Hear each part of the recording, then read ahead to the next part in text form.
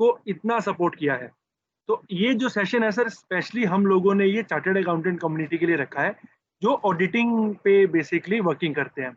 तो आप लोग अभी टैली यूज कर रहे हैं काफी टाइम से, कुछ लोगों ने अभी न्यू लाइसेंस परचेज किया होगा, काफी लोग बहुत सालों से टैली यूज कर रहे हैं। तो कुछ हमारे पास ऐसे नए नए मतलब हम लोग टैली में इनबिल्ट फीचर्स हैं जिसको आप यूज करके अपनी वर्किंग को अच्छे से कर सकते हैं। एक नवजीत जी सर प्लीज अपना कॉल म्यूट कर सकते हैं। मीनाक्षी मैम एक बार प्लीज आप सर का कॉल म्यूट कर दीजिए, शायद वो म्यूट कर नहीं पा रहे होंगे, कोई डिस्टर्बेंस आ गया।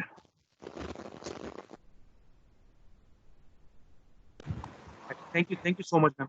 सो मेरा जो आज का एजेंडा है हम लोगों का, ये चार्टर्ड अकाउंटेंट्स के लिए या ऑडिटिंग जो भी आप करते हैं कस्टमर्स की, ये हम लोगों ने सर ये सेशन इसलिए रखा है बिकॉज कुछ फीचर्स दिल्ली में ऐसे हैं जो हम लोग डेली मर्रा में हमको काम तो बहुत आते हैं, बट कई बार क्या होता है कि मुझे फीचर का पता भी होता है बट मैं यूज नहीं कर पाता। तो मैं अभी जी सर प्लीज अपनी कॉल को एक बार म्यूट कर सकते हैं मिस्टर अभी, हाँ ठीक है, thank you so much sir.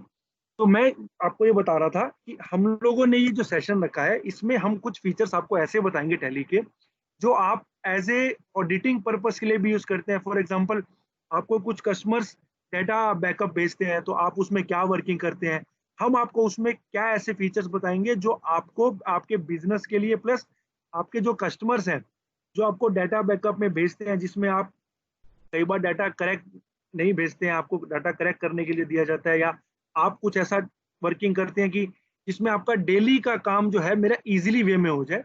तो कुछ आज हम आपको इसके बारे में, फीचर्स के बारे में आपको आज डिस्कशन करेंगे। तो सर ये टू साइड सेशन रहेगा, आपकी कुछ भी क्वेरी रहेगी तो प्लीज आप अनम्यूट करके कभी भी पूछ सकते हैं, हम आपके लिए अवेलेबल हैं। सुनील जी अगर वीडियो अभी अवेलेबल नहीं है सर, हमने स्क्रीन आपके सामने पीपीटी शो की हुई है, अगर आपको पीपीटी नहीं शो हो रही है तो सर प्लीज एक बार इंटरनेट चेक कर लीजिएगा, शायद इंटरनेट की लो बैंड की वजह से शायद ये स्क्रीन शो नहीं हो रही होगी। तो ये जो सेशन है सर, इसको हम लोग दो तीन चीजें कवर करेंगे। पहले तो हम लोग टैली के फीचर्स के बारे में बात करेंगे जो आपके लिए यूजफुल है, आपके आर्टिकल्स के लिए यूजफुल है, आपके कस्टमर्स के लिए यूजफुल है। तीन चीज तो हम ये डिस्कस करेंगे। देन हमारी एक पॉलिसीज में चेंज आया है टैली वर्चुअल यूजर के बारे में, हम उसके बारे में डिस्कशन करेंगे, जिसमें आप टैली जो अगर क्लाउड पे यूज कर रहे हैं या आप यूज करने का प्लान कर रहे हैं तो हमारी कुछ लाइसेंस की पॉलिसीज में चेंज आया है। थर्ड हमारा जो डिस्काउंटेड टैली है उसके लिए मेरे को आपसे 2 मिनट चाहिए होंगे। एंड फोर्थ जो है, जो ओवरऑल एक बार बिजनेस की बात करेंगे आपसे कि हम आपको इसमें और क्या हेल्प कर सकते हैं। Right Sandeep ji? Perfect perfect sir. ठीक है, तो मीनाक्षी मैम, मैं हमारे साथ मीनाक्षी मैम है और special thanks to Meenakshi ma'am and soft zone team, sorry Moneta software team, जिन्होंने हमें इस कॉल पे इनवाइट किया है और आपको यहाँ पर इनवाइट करके बुलाया है। तो मैं तहे दिल से मोनेटा सॉफ्टवेयर की टीम का भी थैंक्स बोलूंगा। और मीनाक्षी मैम जो हमारी टेक्निकल पूरा देखते हैं तो वो भी आपको इसके बारे में बताएंगे। देन इस सेशन के फिनिश होने से पहले हम आपकी क्वेरीज पे बात करेंगे और जो दो तीन फीचर्स मैंने आपको बताए हैं हम उसके लिए आपको बताएंगे कि टैली वर्चुअल यूजर क्या होता है, प्लस डिस्काउंटिंग पॉलिसीज हमारी क्या है, तो उसके लिए हम आपस आपसे डिस्कशन करेंगे। तो मीनाक्षी मैम आप स्टार्ट करिए प्लीज सेशन को। Thank you Mohit ji and thank you Sandeep ji. And first of all जैसे भी सर ने भी, मेरी वॉइस क्लियर आ रही है sir? Hello Mohit ji, voice clear आ रही है मेरी? हाँ मैडम क्लियर है बिल्कुल क्लियर। Thank you. सो अभी मोहित सर ने भी आप सब लोगों का जो हमारे सीए ज्वाइन किए हैं उन सबको थैंक्स किया। मैं भी अपने तरफ से आप सबको बहुत बहुत थैंक्स करना चाहती हूँ कि आपने इस टैली सीए कम्युनिटी ने टैली प्रोडक्ट को एक ब्रांड बनाया। ब्रांड किस तरीके से कि आपने टैली को ना सिर्फ खुद यूज़ करा बल्कि आपने अपने क्लाइंट्स को भी जो है टैली का क्लाइंट्स को भी रेफर किया कि वो टैली को यूज़ करें। एंड टाइम टू टाइम आपने टैली को यूज़ करते हुए अपने फीडबैक्स दिए और उन फीडबैक्स के बेस पर हमने टैली के अंदर अपडेट्स किए, जिसके थ्रू आज आप देखते हैं कि आप टैली को पहले से कहीं ज़्यादा बेहतर तरीके से यूज़ कर पाते हैं, आप अपने क्लाइंट्स को सर्विस दे पाते हैं। एंड इसमें अगर हम लोगों का जो आज का एजेंडा है, अगर मैं इसकी बात करूं, जैसे भी मोहित जी ने भी बताया कि बहुत सारी ऐसी चीजें हैं जो कि टैली में हैं, बट हो सकता है किसी वजह से आज हम उनको यूज नहीं कर रहे हैं। तो आज हम उन्हीं सब चीजों को डिस्कस करने के लिए इकट्ठा हुए हैं। तो हम क्या क्या पॉइंट्स को डिस्कस करें, इसके लिए हम टैली की टीम ने सीएस को कांटेक्ट किया एंड उनके कुछ पेन पॉइंट्स को जो है मार्क किया। उनमें से कुछ, मैं ये नहीं कहूंगी कि हम सभी पॉइंट्स आज डिस्कस कर लेंगे, आज ही हम आपको जो आपके पेन पॉइंट्स हैं टैली को यूज करने में वो सब आज ही खत्म हो जाएंगे। बट हम कोशिश करेंगे उनमें से कुछ ऐसे पॉइंट्स जिनको आज हम रख पाए, हमारे पास जो एक शॉर्ट टाइम है उसके अंदर जितना मैक्सिमम रख पाएंगे उसको देखेंगे। तो इसमें से जो आज हम देखेंगे कि हमारे पास जो मेन प्रॉब्लम्स आती हैं अपने क्लाइंट्स को सर्विस देने के टाइम में, उन पॉइंट्स को लेते हुए कि हम उनको किस तरीके से हैंडल करें कि हम उसको इजीली तरीके से अपने क्लाइंट्स को सर्व कर पाए।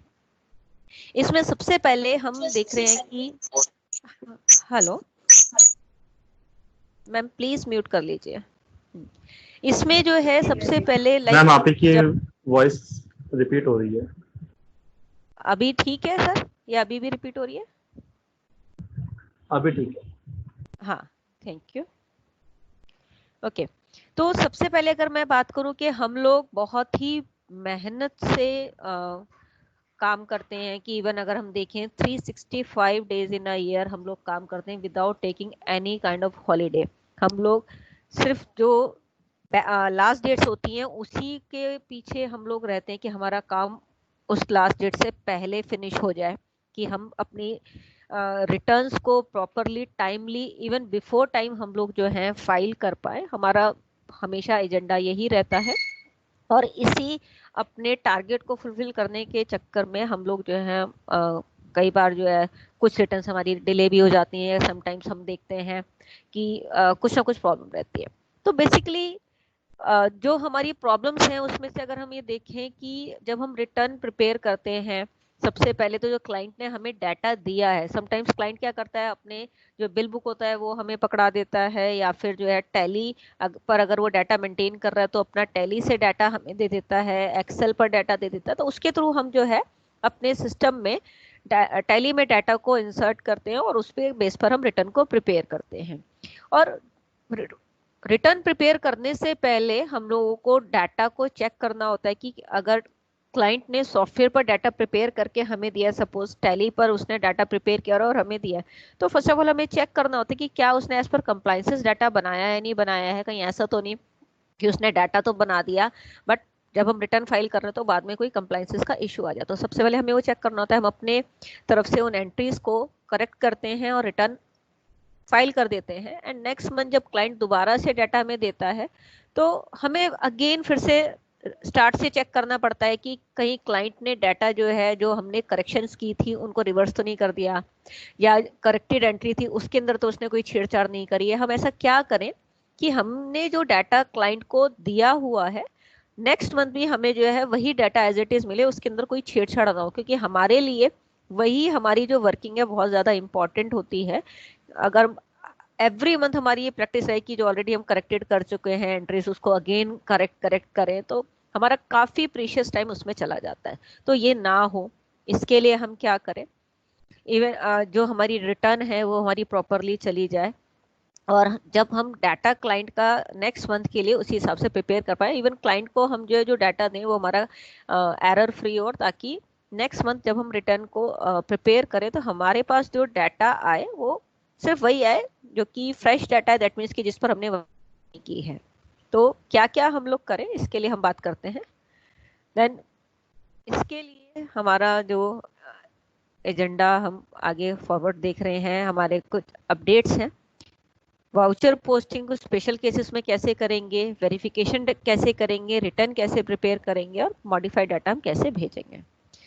अगर हम देखें टैली तो खैर सॉफ्टवेयर में अपडेट करता ही है, जीएसटी की तरफ से भी यूज़र वाइज या कंप्लाइंसेस वाइज अपडेट्स आते हैं।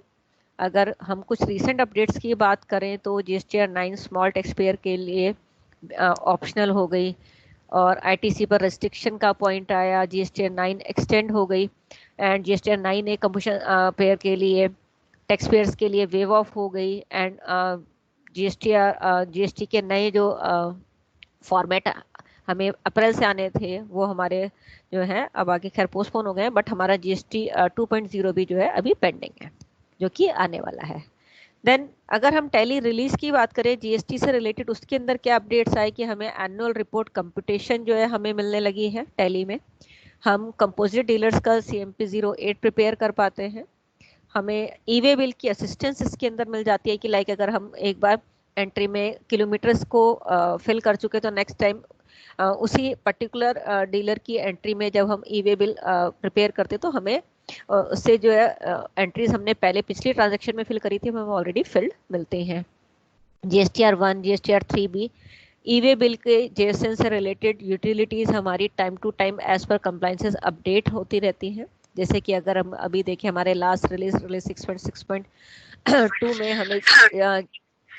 हमें इसका अपडेट मिला है एंड TDS और इनकम टैक्स से रिलेटेड भी हमें टाइम टू टाइम अपडेट्स मिलते रहते हैं। अगर मैं TDS की बात करूं 194K हमारा सेक्शन इंसर्ट हुआ है, विदाउट पैन का 20% का ऑप्शन हमें स्टैट्यूटरी इन्फो लेवल पर मिला है एंड इनकम टैक्स का अंडर सेक्शन 115 BAC का हमें अपडेट टैली में पेरोल के लिए मिलता है। तो time to time as per compliances जो अपडेट्स हैं वो भी हमें टैली में प्रॉपरली मिलते हैं। तो ये हमारे कुछ अपडेट्स थे जिसको कि हमने देखा कि टैली में हुए हैं। ना अब हम बात करते हैं कि टैली की कि कुछ स्पेसिफिक ट्रांजैक्शंस को हम किस तरीके से टैली में हैंडल करें ताकि हम अपने काम को और बेहतर तरीके से मेंटेन कर पाए। फर्स्ट हम बात कर रहे हैं booking cash expenses entries through payment voucher. हम कोई भी कैश एक्सपेंस एक्सपेंस जो कि हमने कैश पे किया है उसको हम पेमेंट वाउचर के थ्रू पास करते हैं। ये तो रेगुलर एक ट्रेडिशनल वे है हमारा एक्सपेंसेस को वाउच करने का, बट एज पर GSTR 2 या मैं अगर अपने ITC क्लेम की बात करूं तो उसके लिए हमारे लिए जरूरी है कि हमारे पास बिल नंबर मेंटेन हो ताकि जब मैं GSTR 2 को रिकंसाइल करूं तो मुझे उस वक्त कोई दिक्कत ना आए। दूसरा जो हमारा परचेज रजिस्टर है वो भी हमारा इम्पैक्ट ना हो, परचेज रजिस्टर इम्पैक्ट ना हो इसके लिए अगर मैं बात करूं तो इसमें हमारा क्या इश्यू आता है तो इसमें हम एक बार चेक कर लेते हैं। लाइक हम लोग क्या करते हैं जो भी हमारा कैश एक्सपेंस पेड की जो हम एक्सपेंस जो कि हमने कैश में पे किया है उसकी एंट्री बिफोर GST हम लोग पेमेंट वाउचर से करते थे, but after GST due to GSTR 2 compliances need हम क्या करते हैं अपने परचेज रजिस्टर से उस एक्सपेंसेस को मार्क करते हैं क्योंकि हमें क्या करना है हमें अपना बिल नंबर मेंटेन करना है जो पार्टी ने दिया है, कैश हम देते हैं और उसके बाद हमने यहाँ पर क्या किया एक्सपेंसेस जो हमने पे किए हैं उसको हमने यहाँ पर मार्क करा। तो इस तरह की एंट्री करने से रिजल्ट क्या होता है कि मेरा जो परचेज रजिस्टर है वो कहीं ना कहीं इम्पैक्ट होता है। अगर मैं देखूं जो हमने एंट्रीज की हुई है डिस्प्ले अकाउंट बुक्स, जब मैं परचेज रजिस्टर में आती तो यहाँ मैं देख रही हूँ कि मेरे पास जो परचेज रजिस्टर का टोटल यहाँ पर आ रहा है 75,952। ड्यू टू दिस एंट्री जो कि मेरी प्रिंटिंग एंड स्टेशनरी की है जो कि मैंने इनपुट क्लेम करने के लिए मैंने इस एंट्री को परचेज वाउचर के थ्रू दिया है, जबकि ये मेरी कैश एक्सपेंस की एंट्री है। प्लीज सर आप अपने आप को म्यूट कर लें। हाँ जी सर, स्क्रीन दिखाई नहीं दे रहा मैम। मैम स्क्रीन नहीं दिख रहा है। Okay okay sorry,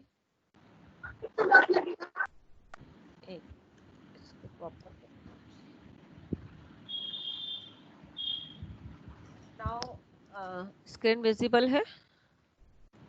yes ma'am, thank you ma'am. So मैं जो डिस्कस कर रही थी कि जब भी हम एक्सपेंस जो कि हमने कैश पे किए हैं, नॉर्मल जब हम एंट्री करते हैं विदाउट, अगर मैं GST की बात करूं तो हम पेमेंट वाउचर के थ्रू करते हैं, और जब मुझे अपना ऐसा एक्सपेंस जिस पर मुझे ITC क्लेम करना है और वो भले ही हमने कैश पे किया है हम उसको परचेज वाउचर के थ्रू करते हैं। तो इस तरह से परचेज वाउचर के थ्रू करने से क्या होता है कि जब मैं यहाँ पर अपनी रिपोर्ट्स में परचेज रजिस्टर में आती हूँ तो मुझे यहाँ से क्या मिलता है कि वो एंट्रीज मेरी उस परचेज रजिस्टर में इंक्लूड हो चुकी है और मेरा परचेज रजिस्टर कहीं ना कहीं इम्पैक्ट कर रहा है। बट क्या ऐसा है? नहीं है।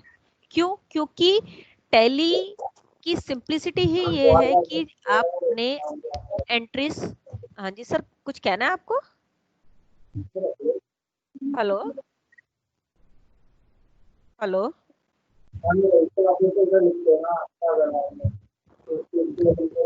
सर, आपकी कोई क्वेरी है तो प्लीज आप बताएं,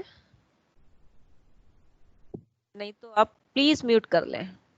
ओके, सो जब हमने अपने एक्सपेंस पेमेंट की एंट्री परचेज वाउचर के थ्रू की, तो यहाँ हमने देखा कि हमने यहाँ पर प्रिंटिंग एंड स्टेशनरी को मार्क करा है।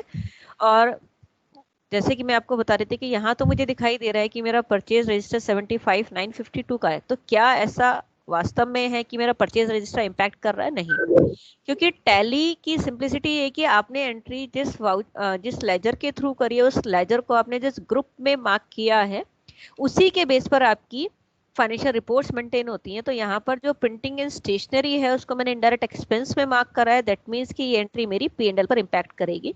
अगर मैं यहीं से अपना P&L की रिपोर्ट देखूं, F10 किया मैंने, प्रॉफिट एंड लॉस पर गई, तो यहाँ पर अगर मैं देखती हूँ तो मेरा परचेज रजिस्टर सिर्फ 49,600 का है, जबकि एंट्रीज मेरे पास कितनी है? हमारी पूरी है। दैट मीन्स कि भले ही एंट्री मैंने परचेज वाउचर के थ्रू की है, मेरा परचेज रजिस्टर पे कोई इम्पैक्ट नहीं आता है। बट स्टिल अभी भी मैं ये चाहती हूँ कि मैं अगर डिस्प्ले अकाउंट बुक्स में जाकर परचेज रजिस्टर की रिपोर्ट देखूं, तो ये एंट्री मेरी वहां इम्पैक्ट में ना आए। मुझे वहां जितना परचेज रजिस्टर की वैल्यू दिख रही है, उतनी ही प्रॉफिट एंड लॉस में भी शो हो। तो मैं इस एंट्री को पेमेंट वाउचर और जर्नल वाउचर किसी के भी थ्रू करूं, मुझे रिपोर्ट मेरी सही मिले, इसके लिए मैं क्या करूं ताकि मेरे GSTR 2 पर भी कोई इम्पैक्ट ना आए। जो इम्पैक्ट सही आना चाहिए वही आए। तो अगर मैं पेमेंट वाउचर के थ्रू करती हूँ तो आप देखेंगे यहाँ पे रेफरेंस नंबर का ऑप्शन आपको मिल रहा है, यानी कि आपकी जो फर्स्ट रिक्वायरमेंट है परचेज वाउचर के थ्रू एक्सपेंसेस को पोस्ट करने की, वो क्या है कि आपको बिल नंबर मेंटेन करना था। अभी आपको रेफरेंस नंबर यहाँ शो हो रहा है। क्यों हो रहा है? क्योंकि मैंने F12 ऑप्शन में reference in purchase in payment voucher, हमने इस ऑप्शन को यस किया हुआ है। अगर मैं इस ऑप्शन को यस करती हूँ तो मुझे यहाँ पर रेफरेंस नंबर मिलता है और उसके थ्रू मैं अपने बिल नंबर को भी मेंटेन कर पाती हूँ। इवन अगर मैं इस एंट्री को ड्यू बेसिस पे रिकॉर्ड करती हूँ, जनरल वाउचर से करती हूँ, तो भी मेरे को सेम इम्पैक्ट मिलता है। क्यों? क्योंकि F12 में मैंने रेफरेंस नंबर इन जर्नल में मैंने इस ऑप्शन को यस किया हुआ है। अगर मैं इसको नो कर देती हूँ, जो कि बाय डिफॉल्ट नो रहता है, तो आपको reference number journal voucher payment voucher में शो नहीं होता है। तो अगर आप इस तरह की ट्रांजेक्शन जिसमें कि आपने इनपुट को क्लेम करना है एक्सपेंसेस को, भले ही आप इस तरह से कर दें, आपके लेजर्स तो रिपोर्ट ठीक आएगी, बट आपके GSTR 2 को जब आप रिकंसाइल करते हैं उस वक्त आपको दिक्कत आएगी। तो वो दिक्कत ना आए, तो इसके लिए F12 में हम use reference number in journal option को यस करते हैं। तो इस तरह से मैं जो बिल नंबर है उसको भी यहाँ पर मेंटेन कर पाती हूँ। सो अभी हमने इस चीज को समझा कि बिना परचेज रजिस्टर को, हाँ जी सर, इम्पैक्ट किए हम किस तरीके से एक्सपेंस को वाउच करते हैं। हाँ जी सर, मैम वॉइस क्लियर नहीं आ रही है। मैं वैसे बोल रहा हूं तो ये अगर हम डाल सकते हैं तो हमारा अभी मोहित सर, संदीप सर, प्लीज आप एक बार बताएं। वॉइस सर बता रहे हैं क्लियर नहीं है, तो मैं एक बार फिर से रिपीट करूं अगर मेरी वॉइस क्लियर है। हेलो हेलो, क्या अभी मेरी वॉइस हेलो क्लियर आ रही है? सर जो सर पूछ रहे थे, I don't know who is he, but sir please आप अपने पास नेटवर्क को थोड़ा सा चेक कीजिए, बिकॉज मेरे पास से जो है नेटवर्क क्लियर है, और अगर फिर भी इशू आ रहा है तो प्लीज आप बताएं। अदर आई होप बाकी सब लोगों को वॉइस क्लियर है। हेलो। हाँ जी सर। हेलो मैम, ये अभी आपने कैश की एंट्री बताई। जी सर, कैश पेमेंट की एंट्री, लेकिन इसमें जो पार्टी का जो नाम है DST नंबर है वो कैसे इसमें शो होगा? आपने 2 में तो कैश डाल रखा है। जी जी, यहाँ पर अगर मैं परचेज वाउचर में भी अगर मैं करती हूँ तो यहाँ पर जो है, जो हम पार्टी का नेम है, लाइक जो सप्लायर है, अगर मैं परचेज वाउचर से करती हूँ तो यहाँ पर तो मैं उसका पार्टी का नेम मार्क कर दूंगी, तो उसके बेस पे मेरी GST2 मेंटेन हो जाएगी। एंड पेमेंट वाउचर में ऑप्शन आएगा जीएसटी का? नहीं सर, उसमें नहीं आएगा। इसमें तो मैम इसमें कैसे रखेंगे पार्टी का नाम एंड उसका जीएसटी नंबर? सर उसके लिए जो है जब हम अपनी रिपोर्ट्स में देखेंगे तो वहाँ पर जो है हम उसको मेंटेन कर पाएंगे, क्योंकि जब हम उसको रिकंसाइल करेंगे तो वहाँ पर जो है बिल नंबर के हिसाब से भी हम इसको देख पाएंगे। लेकिन मैडम पार्टी के जैसे नेम से हम जीएसटी नंबर से मैच कर देंगे, तो जब पार्टी का इसमें रेफरेंस ही नहीं रहेगा तो फिर पार्टी वाइज तो मैच नहीं कर पाएंगे ना? हाँ जी सर, बिल्कुल। और ये कैसे पता चलेगा कि कौन सी पार्टी का है कौन सी पार्टी का नहीं है? तो फिर ये तो यूजलेस हो गया ना? एक मिनट सर,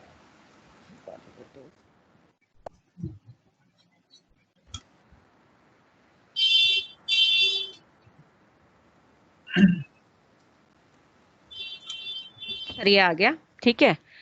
हमें जो पार्टी के जो नेम है, ठीक है, वो हमें यहाँ पर विजिबल हो रहे हैं। इसके लिए एक और ऑप्शन हमें लेना है F12 जब हम करते हैं, ठीक है। एक तो हमने रेफरेंस नंबर को लिया, अगेन F12 करते हैं तो यहाँ पे show party detail for GST option को हम यस करेंगे। तो इससे क्या होगा, जो हमारा कैश का लेजर हमने सिलेक्शन करा तो यहाँ पर आपको जो है पार्टी की डिटेल्स भी शो हो जाती हैं। मैम स्क्रीन नहीं दिख रहा है सर। सर आप बताएं अदर। अभी दिख रहा है, अभी दिख रहा है। हाँ ओके सर। एंड सर अभी जो है हमारे पास लाइक सप्लाई अंडर सेक्शन 7 का भी जो है अपडेट हमें अभी जो लेटेस्ट हमारा टैली का रिलीज आया उसमें भी हमें मिलता है, जिसमें हमारी जो लोकल अगर कोई परचेज है तो उसमें एज पर सेक्शन 7 अगर वो IGST मार्क उसमें मुझे करना है तो वो भी मैं उसमें कर पाऊंगी, ठीक है। मैम इसमें कौन सी डिटेल फिल होगी सप्लाई अंडर सेक्शन 7 में? सर इसके अंदर जो है जब आप इसको यस करते हैं तो अगर आपने यहाँ पर इनपुट CGST SGST की जगह अगर आपने IGST लिया है तो वो आपका यहाँ पर मेंटेन हो पाएगा।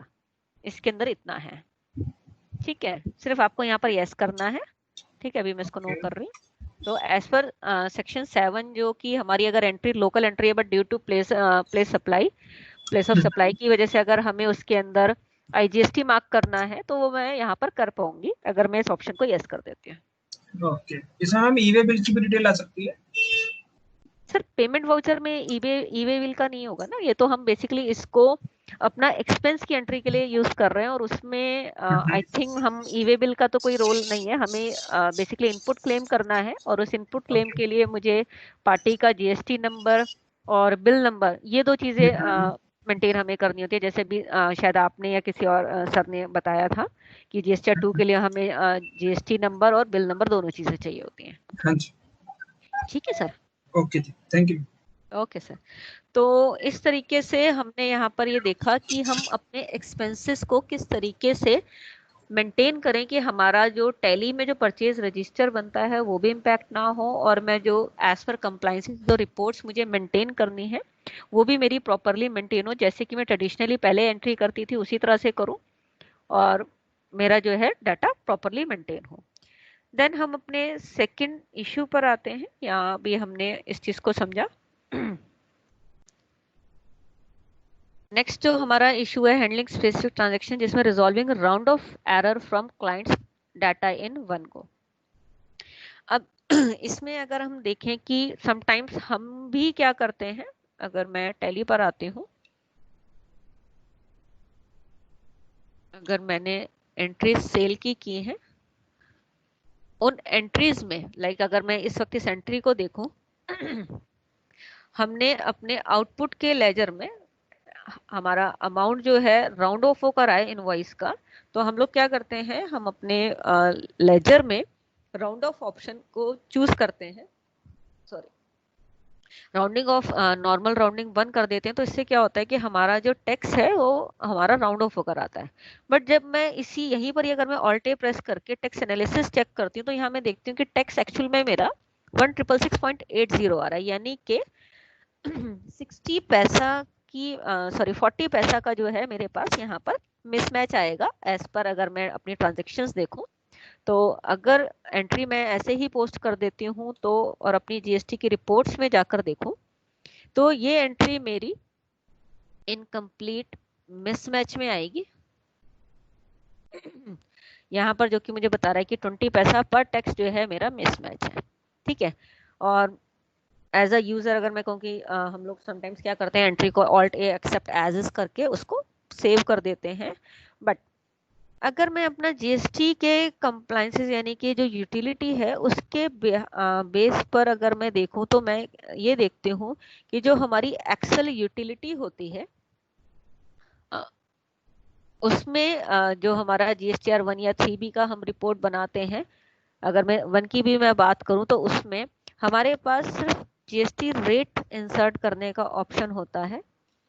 हम जीएसटी रेट इंसर्ट कर पाते हैं, टैक्सेबल वैल्यू हम इंसर्ट करते हैं, बट जो टैक्स का अमाउंट है जो कि हमने अपने बिल में शो किया है वो यहाँ इंसर्ट नहीं होता है।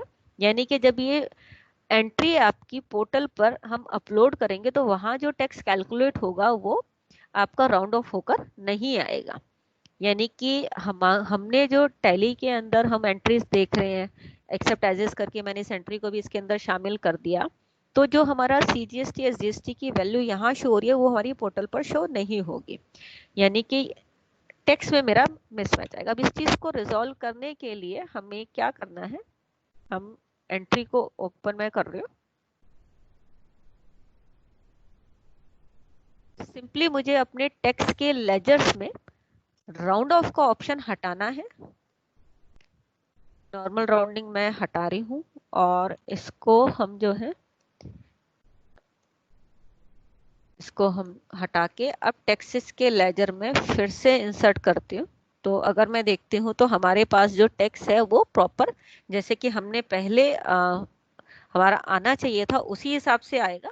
तो यहाँ पर आप देख रहे हैं ये एरर तो हमारी चली गई है, बट जो 40 पैसा राउंड ऑफ जो मुझे करना है, जिस पर्पस के लिए हमने अपने आउटपुट के लेजर्स को राउंड ऑफ किया था वो हमारा वहीं का वहीं रह जाता। तो उस चीज को रिजॉल्व करने के लिए मुझे क्या करना है, मैं राउंड ऑफ का लेजर अलग से क्रिएट करूंगी एंड उसमें उस लेजर को हम अंडर इनडायरेक्ट एक्सपेंस सॉरी उसमें हम राउंडिंग मेथड लेंगे एंड इसमें टाइप ऑफ लेजर मुझे इनवॉइस राउंडिंग लेना है और राउंडिंग मेथड 1 लेंगे। तो इससे करने से क्या होगा, टैली अपने आप ऑटोमेटिकली जो वैल्यू राउंड ऑफ होनी है, चाहे वो मुझे वैल्यू प्लस करनी है या माइनस करनी है, कितने पैसे से करनी है, वो अपने आप यहाँ पर राउंड ऑफ हो जाता है।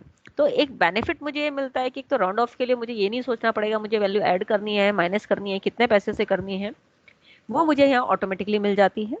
दूसरा जो मेरा प्रॉब्लम था, मेरी जो क्वेरी थी कि जो 40 पैसा की जो दिक्कत आ रही थी वो मेरी ठीक हो गई है। अब अगर मैं इस एंट्री को सेव करती हूँ तो अब मैं देखूंगी कि मेरे जीएसटीआर 3B में जो एंट्री है वो प्रॉपर अब वहां से इनकम्प्लीट मिसमैच से हटके अब मेरी जो है जीएसटी रिपोर्ट्स में आ जाती है। तो इस तरह से हमने ये समझा कि किस तरीके से हम राउंड ऑफ की जो प्रॉब्लम है उसको हम करेक्ट करेंगे। आई होप मैं शायद आप में से कुछ लोगों की जो है हो सकता है कुछ लोगों की क्वेरी हो उसको मैं रिजॉल्व कर पाई हूँ। अगर फिर भी किसी की कोई क्वेरी है यहाँ पर तो प्लीज आप पूछ सकते हैं या आप चैट बॉक्स में जो है इसको मार्क कर सकते हैं। अदरवाइज हम लोग नेक्स्ट टॉपिक पर चलते हैं। हमारा नेक्स्ट जो हम क्वेरी ले रहे हैं वो है हमारी reversal of in eligible credit with an impact on GST returns. हमें जो पता है कि हम आरटीसी क्लेम करते हैं जो हमारे इनपुट्स हैं, बट फिर भी कुछ हमारे इस तरह के इनपुट्स होते हैं जो कि इनएलिजिबल हैं, जिसका कि हमें क्रेडिट नहीं मिलेगा एज पर कंप्लायंस जिसकी हम बात करते हैं। तो उसको हम टैली में किस तरीके से दें कि जब हम एंट्री अपने पास पोस्ट करते हैं तो हमारे पास यहाँ पर टैली में जो डाटा आए वो इनएलिजिबल में आए। ठीक है, तो उसके लिए हम किस तरीके से यहाँ पर मार्क करें। इवन जब हम अपनी एनुअल कंप्यूटेशन देखें तो वहां पर भी जो है मेरे पास इनएलिजिबल में जो है हमारे पास वो अमाउंट आए। अभी अगर हम देखें तो हमारे पास कोई वैल्यू इनएलिजिबल पर नहीं आ रही है। तो इसको हम किस तरीके से करें, तो अगर मैं हमारे पास कुछ एंट्रीज की हुई है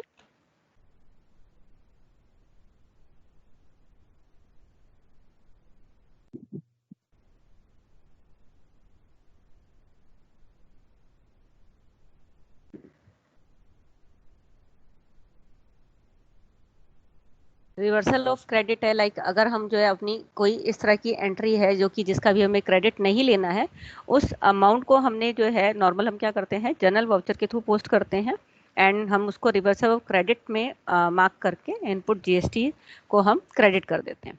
अभी एंट्री मैंने की है बट इसका कोई इम्पैक्ट मेरी रिटर्न्स पर नहीं आ रहा है। अगर मैं यहाँ पर देखती हूँ, यहाँ पर भी नहीं आ रहा है, इवन मेरी एनुअल कंपटीशन पर भी नहीं आ रहा है। तो इसको करने के लिए हम क्या करेंगे, हमें इवन करना क्या चाहिए था, हमें ऑल्ट जे प्रेस करेंगे, यानी कि हमें एंट्री पर प्रॉपर फ्लैग मार्क करना है ताकि मैं अपनी एंट्रीज जो मैंने की हैं उसका इम्पैक्ट मेरी जीएसटी की रिपोर्ट्स में आए। तो यहाँ मैं जीएसटी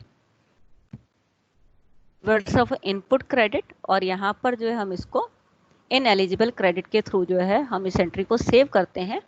और अब अगर मैं इस एंट्री का इम्पैक्ट देखूं तो हम यहाँ पर देख पाएंगे कि एंट्री मेरी एज पर सेक्शन 17(5) के अकॉर्डिंग जो इन एलिजिबल पे आ जाती है।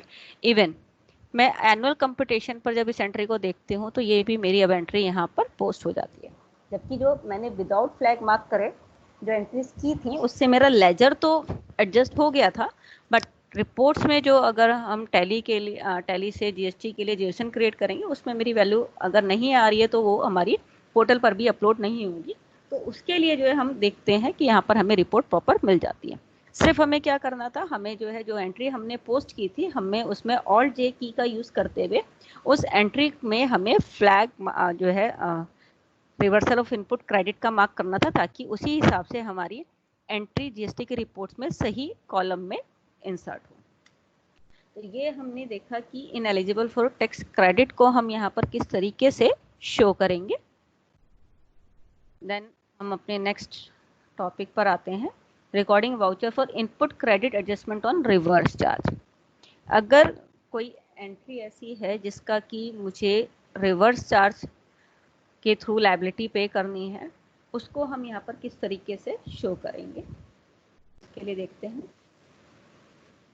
तो सबसे पहले तो जब हम लेजर क्रिएट करते हैं तो वहाँ मुझे लेजर्स में ये बताना है कि जो हमारा एक्सपेंस है जिसका कि मुझे क्रेडिट नहीं मिलेगा तो एज पर जीएसटी मुझे मार्क करना है कि वो ट्रांजैक्शन में मेरी आरसीएम में है, रिवर्स चार्ज में है, तो एज पर कंप्लाइंस मुझे लेजर में बताना है। लाइक अगर मैं लीगल चार्जेस में बात करूं, लीगल चार्जेस हमारे आरसीएम में आते हैं, तो मैं जब लीगल चार्जेस का लेजर क्रिएट करूंगी तो वहां पर मैं उसको रिवर्स चार्ज एप्लीकेबल ऑप्शन को यस कर दूंगी और हमने टैक्स मार्क। जब हम लीगल चार्ज की एंट्री हम अपने पास पोस्ट करते हैं,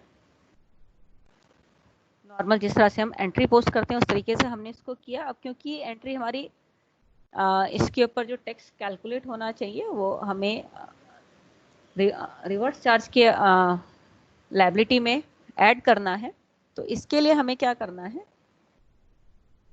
जब एंट्री करते हैं तो जो अमाउंट है हमारा उसको हमने रिवर्स चार्ज में देना है। सिंपली मुझे क्या करना है, ऑल्ट जे प्रेस करना है, उसमें मुझे increase tax liability purchase under reverse charge flag mark करना है एंड उस एंट्री को हम ITC under reverse charge GST में लेंगे और हम अपने टैक्स को यहाँ पर मार्क कर देंगे। अब जैसे मैं इस एंट्री को सेव करती हूँ तो मैं यहाँ देखूंगी कि हमारे पास जीएसटी में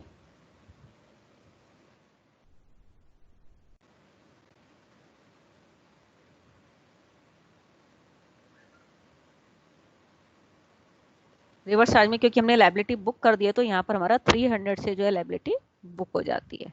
और जब तक ये एंट्री हमारी, अगर मैं इस एंट्री को बुक नहीं करती हूँ तो हमारी रिवर्स चार्ज में शो करती रहेगी कि हमने इसकी लायबिलिटी बुक नहीं की है। तो यहाँ पर हमने ये समझा कि हम किस तरीके से अपना एंट्रीज को करें और प्रॉपर फ्लैग मार्क करते हुए करेंगे तो हमारे पास सही तरीके से जो है ऑप्शन आ पाएगा। ठीक है, तो हमारी जो रिपोर्ट्स प्रिपेयर होंगी जीएसटी की उसमें भी हमें कोई दिक्कत नहीं आएगी। हमारी रिपोर्ट्स मैक्सिमम जो है विदाउट एरर होंगी और हम उसको प्रॉपरली जो है टैली को प्रॉपर पूरा यूज़ करते हुए हम अपनी एंट्रीज को पोस्ट कर पाएंगे। ठीक है, तो आई होप यहाँ तक आप लोगों को क्लियर है। हेलो, हाँ जी सर। हेलो मैम, ये आपने आरसीएम की एंट्री इसमें अलग करी है, जी इसको सर। हम कंबाइन भी तो कर सकते हैं सर हाँ जी बताएं सर। जो इसमें दिक्कत क्या है कि जो आपने सेपरेट एंट्री करी है जी तो सर। इसमें जो अकाउंट्स में यदि देखते हैं तो वो लिंक नहीं हो पाती कि एंट्री कौन से वाउचर से रिलेटेड है, ये कौन सा जो एक्सपेंस वाउचर से रिलेटेड है आरसीएम की एंट्री। जी तो जी हम जी। जो है इसको कंबाइंड बेसिस पे भी तो कर सकते हैं थे। सर देखिए कुछ टैली क्लाइंट्स आपको एक हैं वो जो ना इसको कंबाइंड बेसिस पे करते हैं, वो हमारे कुछ क्लाइंट्स हैं तो वो कंबाइंड बेसिस पे करते हैं आरसीएम की एंट्री। उससे ये कंफर्म हो जाता है कि आपका पर्टिकुलर इनवॉइस में आपने पर्टिकुलर आरसीएम एप्लीकेबल कर दिया है। ओके।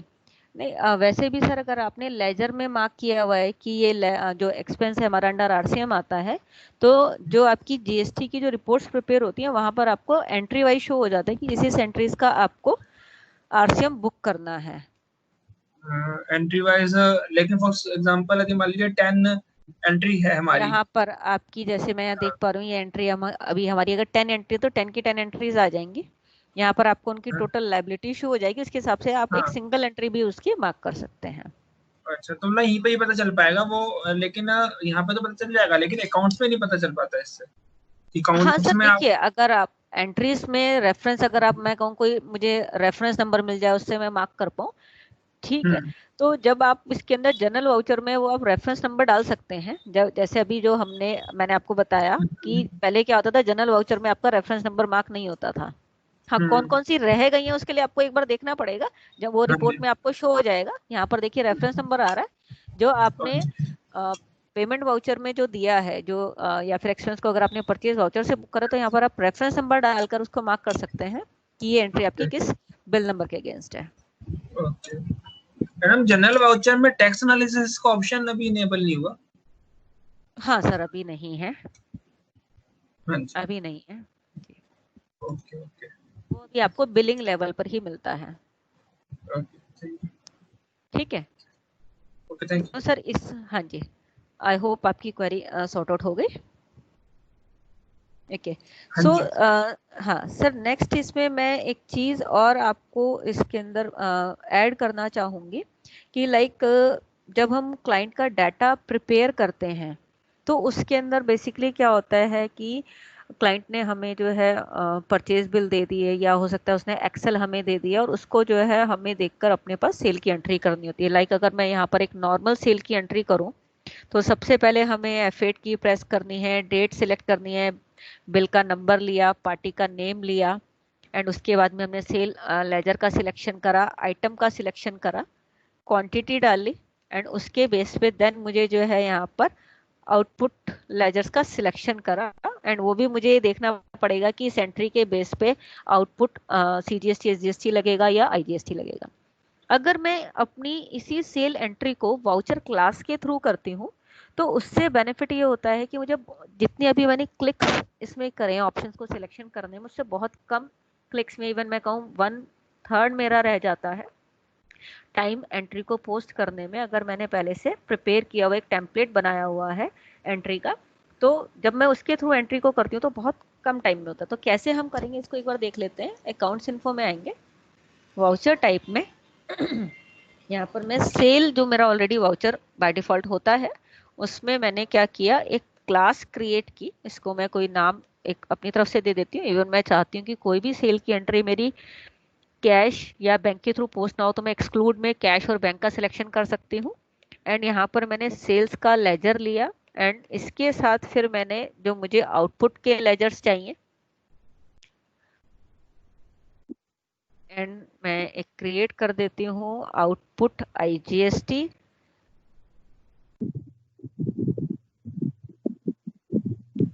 और मैं इस एंट्री को यहाँ पर इवन मैं राउंडिंग ऑफ का लेजर भी यहाँ पर सिलेक्शन कर देती हूँ जिसमें कि मैं टोटल अमाउंट राउंडिंग कर रही हूँ और इसको नॉर्मल राउंडिंग मैंने 1 ऑप्शन दिया। अभी ये मैंने पूरी तैयारी इसमें कर दी। इवन अगर कोई चार्जेस ऐसे हैं जो कि मेरी एंट्री में लगते ही लगते हैं उनको भी मैं यहाँ पर पहले से मार्क कर सकती हूँ। एंड जब मैं एंट्री को अपनी सेल की एंट्री को करती हूँ, मैंने क्लास के थ्रू करा तो सिर्फ मुझे क्या करना है, पार्टी का नेम सिलेक्शन करना है एंड आइटम का सिलेक्शन करना है, क्वांटिटी डालनी है। जैसी करूंगी रेट अगर प्री डिफाइंड है तो आपने देखा कि टैक्स का भी कैलकुलेशन आ गया। इवन मैंने अगर अमाउंट को डेसिमल में दिया है तो राउंड ऑफ भी मेरा साथ के साथ हो गया है। तो इस तरह से सिर्फ इसके बाद मुझे क्या करना है, कंट्रोल ए करना है और एंट्री मेरी सेव हो जाएगी। तो आपका जो सेल की एक एंट्री को पोस्ट करने में टैली में जो टाइम लगता है वो टाइम आपका और भी बहुत शॉर्ट हो जाता है अगर आप वाउचर क्लास के थ्रू एंट्रीज को करते हैं। ठीक है सर, आई होप। हाँ जी मैम, एक बार इसकी दोबारा से कॉन्फ़िगरेशन बता दीजिए, कैसे कॉन्फ़िगर करा आपने इसको? बिल्कुल सर, मैं आपको फिर से दिखा देती हूँ। हम अकाउंट्स इन्फो में गए, हम वाउचर टाइप में गए। इवन आप इसको बाय डिफॉल्ट भी कर सकते हैं कि आप हमेशा जो आपका सेल का वाउचर है वो ऐसा ही आए। सेल्स में गए, मैं भी क्लास क्रिएट कर रही हूँ क्योंकि अगर हमें कुछ एंट्री क्लास के थ्रू करनी है, कुछ अगर बिना क्लास के करनी है उसको हम कर सकते हैं। नेम ऑफ क्लास में आकर आपने एक अपना कुछ भी आपने नाम दे दिया। यहाँ से आपने इसको कॉन्फ़िगर किया है कि आप ये चाहते हैं कि कोई भी कैश या बैंक के थ्रू एंट्री ना हो, तो आप एक्सक्लूड कर देंगे तो वहाँ लेजर ही शो नहीं होगा। देन यहाँ पर लेजर नेम में आपने सेल्स का दिया, एंड जो टैक्स के लेजर या अदर चार्जेस हो सकता है, मटेरियल चार्जेस और कोई अदर चार्जेस जो कि आपके सेल बिल में हमेशा लगते ही हैं, उसको अगर आपको यहाँ पर मार्क करना है, डिस्काउंट का लेजर है वो आप यहाँ पर जो है पहले से ही डाल सकते हैं। ठीक है, इसको आपने दिया। इवन मैंने यहाँ पे देखिए CGST, SGST, IGST पूरा दिया है। और जब मैं एंट्री इस क्लास के थ्रू पोस्ट करती हूँ तो पहले आप देखिए कि अगर मैंने एंट्री को बिना क्लास के लिया तो ये सारे ऑप्शन आ रहे हैं, कुछ भी मेरे को प्री डिफाइन नहीं मिल रहा है। लाइक मुझे डेट भी सिलेक्ट करनी है, मुझे पार्टी का लेजर भी सिलेक्ट करना है, सेल का लेजर भी सिलेक्ट करना है, आइटम भी सिलेक्शन करना है, ठीक है, टैक्स के लेजर भी सिलेक्शन करने हैं, राउंड ऑफ का भी, मतलब जितने नंबर ऑफ लेजर है उतने मुझे क्लिक्स लेने पड़ेंगे। बट अभी मुझे अगर मैं क्लास के थ्रू करती हूँ तो मुझे सिंपली प्री डिफाइंड मुझे मिल रहा है। पार्टी का नेम सिलेक्शन करा, अगर ये सप्लीमेंट्री डिटेल भी मुझे नहीं चाहिए तो मैं नॉर्मल F12 में जाके सप्लीमेंट्री डिटेल को नो कर देती हूँ, तो एक क्लिक मेरा और कम हो जाता है। एंटर किया, आइटम लिया, क्वांटिटी मार्क की, रेट मैंने डाला, मेरे टैक्स के लेजर फिल हो गए, राउंड ऑफ की अगर रिक्वायरमेंट है तो वो मेरी फिल हो गई। इवन अभी तो लोकल टैक्स आ रहा है, अगर मैं यहाँ पर जो है प्लेस ऑफ सप्लाई अगर मुझे चेंज करना है तो नो डाउट मुझे सप्लीमेंट्री लेना पड़ेगा क्योंकि मैं डिफॉल्ट टैक्स लोकेशन को चेंज कर रही हूँ। मैं सपोज इसको यहाँ पे हरियाणा कर देती हूँ, तो अब मेरा जो टैक्स कैलकुलेट होगा वो मेरा IGST होगा, तो ऑटोमेटिकली टैक्स मेरा जो है सही कैलकुलेट होता है। दूसरा, आपको समटाइम्स क्या होता है, ध्यान नहीं है कि पार्टी का लोकेशन क्या है, हमारा क्या है, तो बाय डिफॉल्ट क्या आदत है, CGST SGST सिलेक्ट करने की, टैक्स नहीं आ रहा तो गलतियां ढूंढ रहे हैं कि क्यों नहीं आ रहा, फिर ध्यान आ रहा है ये तो प्लेस ऑफ सप्लाई कुछ हो रहा है, IGST लगा रहे हैं, तब पता चल रहा है ये गलती थी। तो ये आपका जो टाइम है एरर फाइंडिंग में या जो आपका क्लिक्स में टाइम जा रहा है वो आपका शॉर्ट हो जाता है। तो जहां आपके पास डेली के n नंबर ऑफ अगर आपको सेल की एंट्रीज पोस्ट करनी है क्लाइंट की रिटर्न को प्रिपेयर करने के लिए, तो वो टाइम आपका बहुत शॉर्ट हो जाता है। ठीक है सर, इसमें हम जो सेल्स का लेजर है वो भी सेट करना पड़ेगा हमें? नहीं सर, वो एंट्री आपकी सेल लेजर में बाय डिफॉल्ट जाएगी जो हमने लेजर वहां पर मेंशन करा था क्लास में। यहाँ पर आपको देने की जरूरत नहीं है, सेल का लेजर अपने आप आएगा, उसमें चली जाएगी रिपोर्ट। हेलो, ठीक है, हाँ जी। हाँ जी मैम, मेरे काफी क्लाइंट्स ये प्रॉब्लम फेस करते हैं कि उन लोग पार्टी नेम में कुछ और दे देते हैं। मान लीजिए A के नाम पे बिल इशू किया, लेकिन सप्लीमेंट्री डिटेल में वो B के नाम पे B नाम डाल देते हैं या कैश डाल देते हैं। तो कोई जो B2B में जाना चाहिए वो B2C में चला जाता है ड्यू टू सप्लीमेंट्री डिटेल्स में जो एरर उन लोग करते हैं। जी सर, इसको कुछ ये प्रॉब्लम को रेक्टिफाई करने का कुछ सॉल्यूशन है क्या? सर अभी तो मैं कहूँगी नहीं है, बट मैं कोशिश करूँगी कि आगे आपको इसके लिए कुछ सॉल्यूशन मिल जाए। कि जो आपकी कैश सेल की एंट्री है, कैश के बाद आपने पार्टी का नेम दे दिया, तो जो आपकी कैश सेल की पर्टिकुलर एंट्री है तो आप दे सकते हैं, आके उन्हीं को आप जो है चेक कर सकते हैं। ये वाला चीज का इशू आता है मैम काफी। जी सर, मैं इसको अपने पास नोट कर लेती हूँ, अगर कोई सॉल्यूशन होता है तो प्लीज सॉरी मैं आपको जरूर बताऊंगी, मैं सर को कन्वे कर दूंगी और वो आपको बता देंगे। और एक इशू है मैम।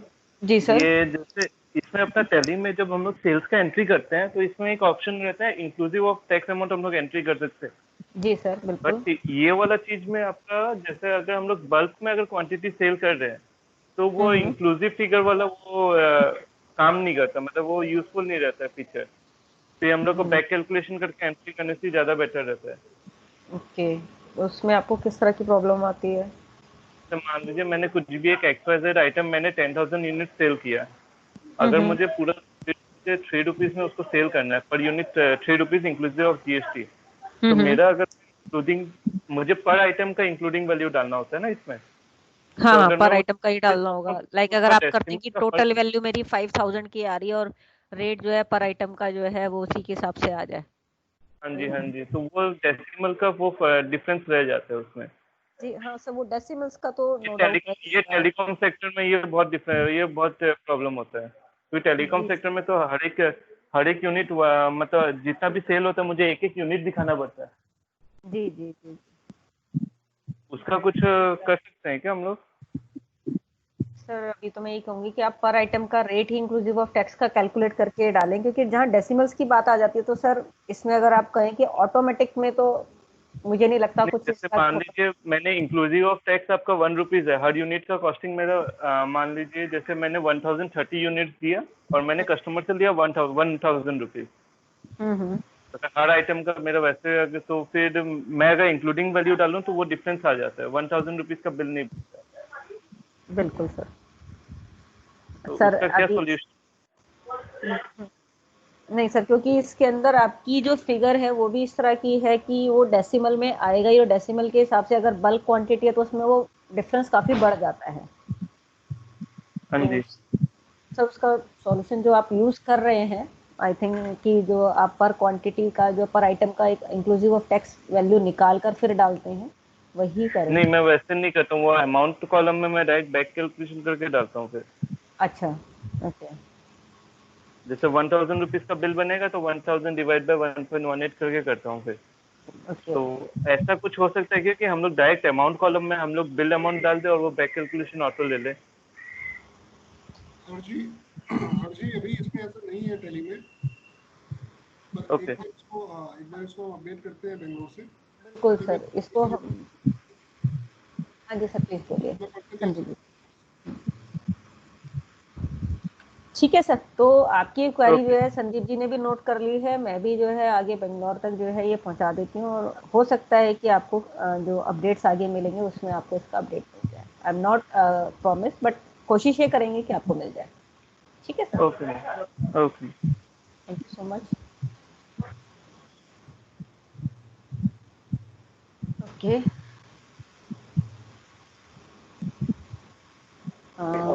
सुंदर सिंह सर की भी कोई क्वेरी है, हैंड रेज है उनका, उन्होंने पूछ लिया, एंड MS से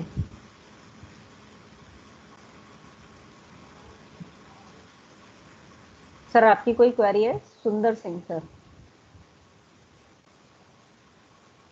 ठीक है,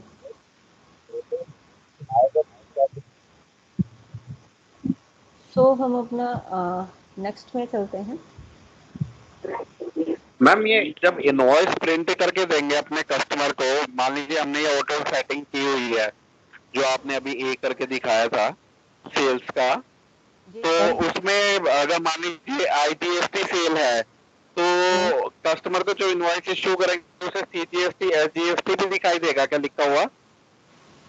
नहीं सर, जिस अभी जब मैं सेंट्री को अगर ऐसे ही सेव कर देती हूँ, जिन लेजर्स में वैल्यू नहीं आई है वो हट जाएंगे। हाँ बिल्कुल, अच्छा वो हट जाएंगे, ठीक है ठीक। जिन लेजर्स की वैल्यू 0 है वो वैल्यूज आपकी जो है यहाँ से वो लेजर्स रिमूव हो जाएंगे, और जो आपका बिल प्रिंट होगा उसमें जो रिलेवेंट लेजर्स हैं वही आएंगे। ओके ओके ओके ओके, फिर ठीक है, ओके थैंक यू। वेलकम। सो हम अपने नेक्स्ट टॉपिक पर आते हैं, वेरिफिकेशन ऑफ क्लाइंट डाटा। जब आपको क्लाइंट का डाटा आप वेरीफाई करके एंट्रीज को आपने चेक किया, उन एंट्रीज को चेक करने के बाद में आपने क्लाइंट को डाटा भी दे दिया, एंड उस क्लाइंट को जब आपने डाटा दिया तो आप ये चाहते हैं कि जो एंट्रीज आपने करेक्ट करके दी हैं, क्लाइंट उन एंट्रीज के ऊपर ना कुछ कर पाए, या स्पेसिफिक आप पर्सन को ही जो है वो राइट्स देना चाहते हैं कि लाइक अगर वो चेंज करे भी तो आपको पता है कि वो अगर चेंज करेगा तो वो सब चीज़ों का ध्यान रखेगा या देखता है। तो उसके लिए सिंपली हम क्या करें, जो सिक्योरिटी कंट्रोल ऑप्शन में जाकर हम फर्स्ट ऑफ ऑल टैली में यूजर वाइज हम जो है बनाएंगे। हम सिक्योरिटी कंट्रोल ऑप्शन में जाकर पहले यूजर एंड पासवर्ड के थ्रू हम जो है यूजर क्रिएट कर देंगे, ताकि जो क्लाइंट अपना डाटा एंटर करे उस यूजर से करे। दूसरा टाइप ऑफ सिक्योरिटी में जाकर हम यहाँ पर मेंशन करेंगे कि उसको बैक डेट का ट्रांजैक्शन अलाउ ना हो। लाइक मैंने उसको यहाँ पर ऑप्शन दिया कि days allowed for back dated 15 days, और कट ऑफ डेट मैंने उसको दे दी बैक डेट की 1 अप्रैल। दैट मीन्स कि जब मैं अपने क्लाइंट को ये टैली का डाटा देती हूँ कि हमने रिटर्न फाइल कर दिया, अब आप आगे का अपना डाटा फीड कर दो, तो जब अगर वो एंट्री जो है पिछली डेट में लाइक 1 अप्रैल 15 डेज या 1 अप्रैल इन दोनों में से भी जो पहले होगा उस डेट की से पहले की एंट्री पर वो काम नहीं कर पाएगा। वो एंट्री ओपन तो कर पाएगा पर उसके अंदर कुछ भी करेक्शंस या चेंजेस नहीं कर पाएगा। दूसरा, आप यहाँ पर अभी जैसे हमने देखा था कि एंट्री में से जो लेजर्स ऐसे हैं जिस पर की वैल्यू 0 है वो हट जाए, तो आप ऐसा कर सकते हैं कि प्रिंट बिफोर सेव को ऑप्शन को यस कर देते हैं। तो इससे क्या होगा कि आप बिना सेव करे एंट्री को प्रिंट नहीं कर पाएंगे या उसको आप जो है आगे नहीं ले पाएंगे। ठीक है, तो यहाँ से हमने देखा कि बैक डेट ट्रांजेक्शन्स को अगर आप मार्क कर देते हैं तो जो क्लाइंट है वो अपनी एंट्रीज को जो है ओपन नहीं कर पाएगा। लाइक अगर मैं इस कंपनी को अगर क्लोज करती हूँ और मैं यहाँ पर ओपन करती हूँ, अब अगर मैं यहाँ से एंट्रीज अपनी देखती हूँ जो हम ऑलरेडी एंट्री कर चुके हैं और उन एंट्रीज के अंदर कुछ भी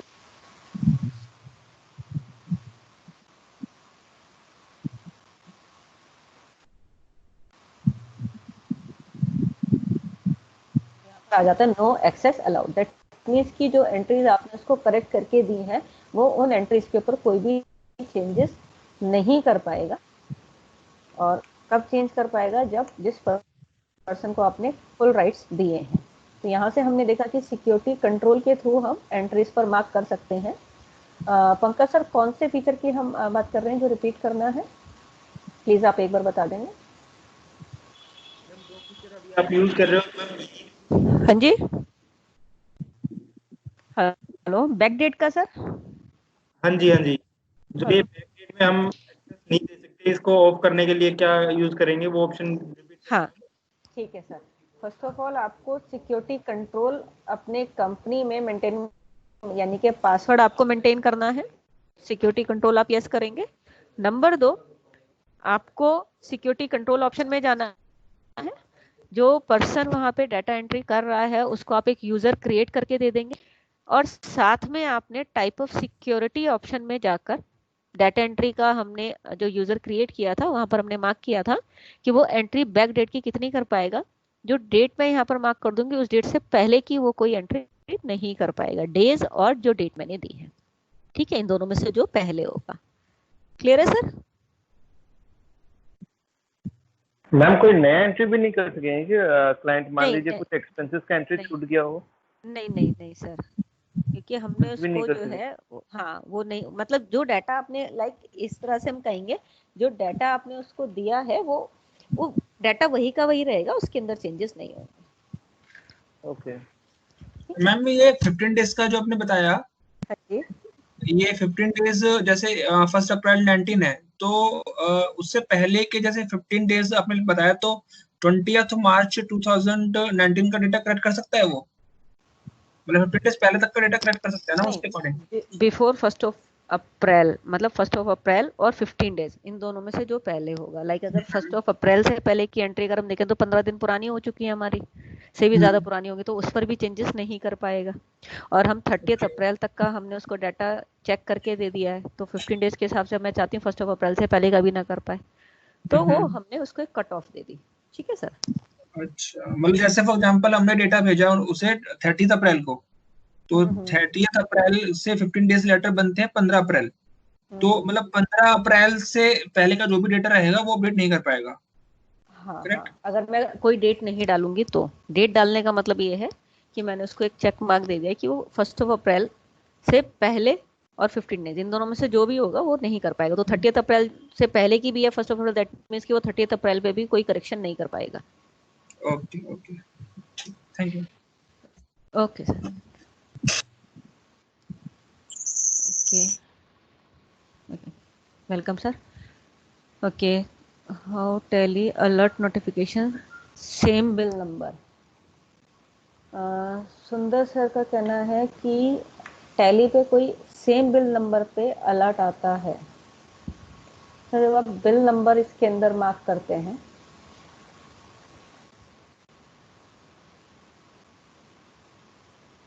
क्योंकि सेम बिल तभी डल पाएगा जब आपने मैनुअल किया हो।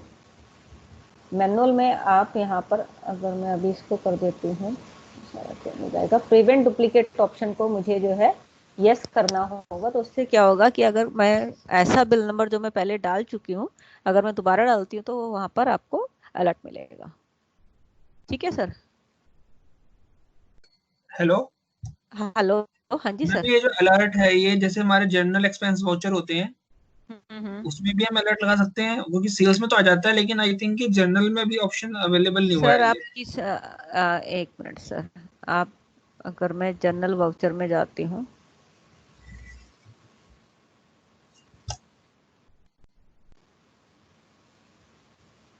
अगर आप इसके अंदर ऑटोमेटिक नंबरिंग को अगर आप मैनुअल कर देते हैं तो यहाँ पर आपको ऑप्शन मिल जाता है। ठीक है सर। सिंपली आपको फिर वो वाउचर नंबर जो ऑटोमेटिक 1 2 3 चलता है, ठीक है, वो ना चल के जो आप डालेंगे वो चलेगा।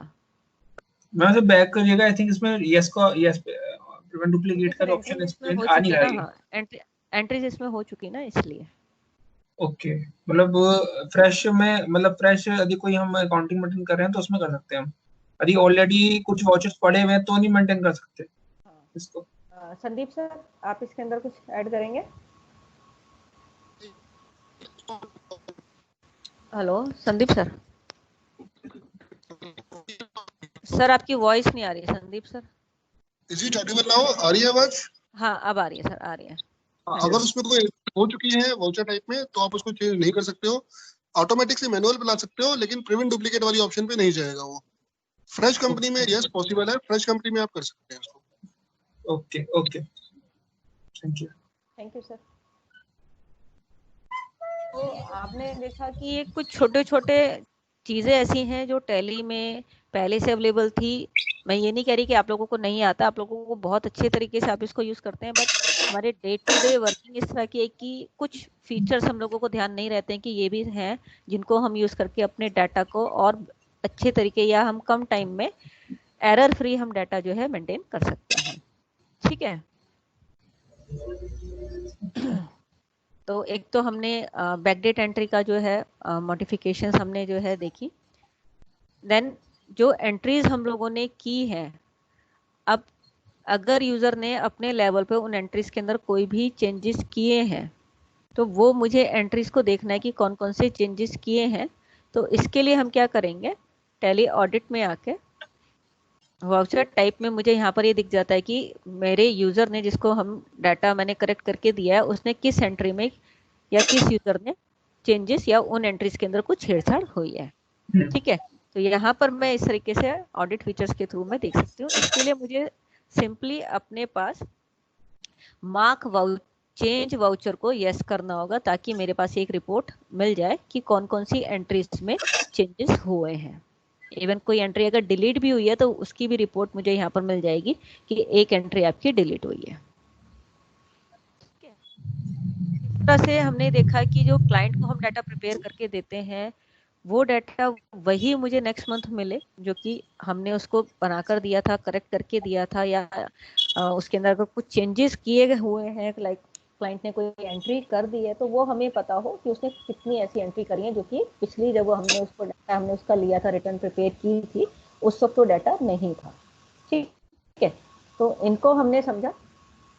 यहाँ तक अभी आप लोगों को क्लियर है?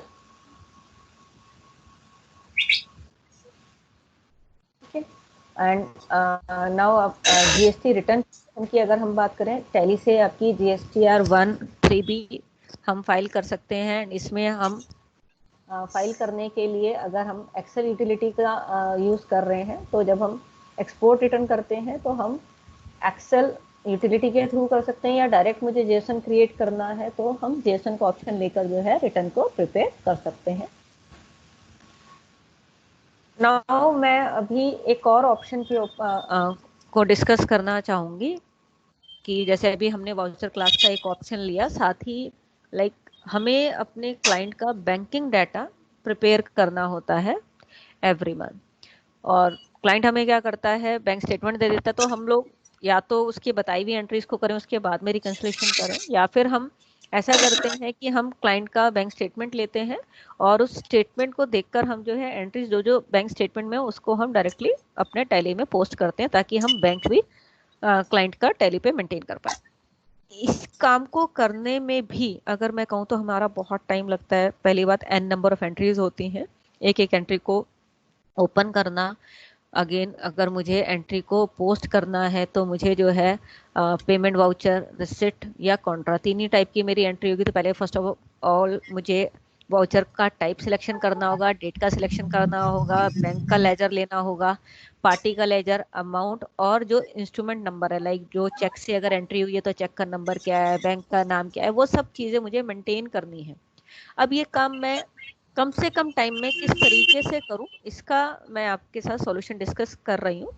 इसके लिए मुझे क्या करना है कि सबसे पहले मैं जब बैंक का लेजर अपने पास क्रिएट करती हूं, तो उसके लिए मुझे बैंक का जब लेजर क्रिएट करना है, अंडर बैंक मैंने लिया, और यहाँ पर मैंने बैंक अकाउंट नंबर वो लिया जो कि मेरा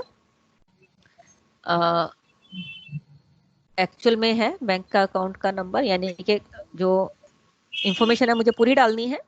एंड साथ में मुझे यहाँ पर बैंक का नाम वही लेना है जो मेरी लिस्ट में आ रहा है, और साथ में मुझे यहाँ पे एनेबल ऑटो रिकंसिलिएशन ऑप्शन को यस करना है।